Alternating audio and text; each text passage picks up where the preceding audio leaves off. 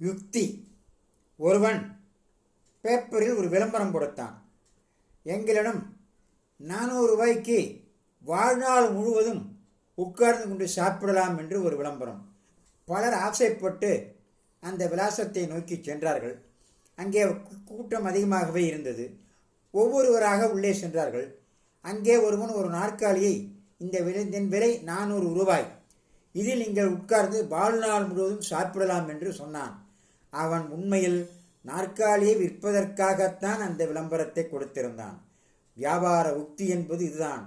பலரும் இதை நம்பி 400 ரூபாய்க்கு உட்கார்ந்து சாப்பிடலாம் என்று வந்தவர்களெல்லாம் ஒவ்வொருவராக உள்ளே சென்று திரும்பி வந்த பொழுது அவர்கள் முகத்தில் வழிந்த அசடை பார்க்க கண்கோடி வேண்டும்.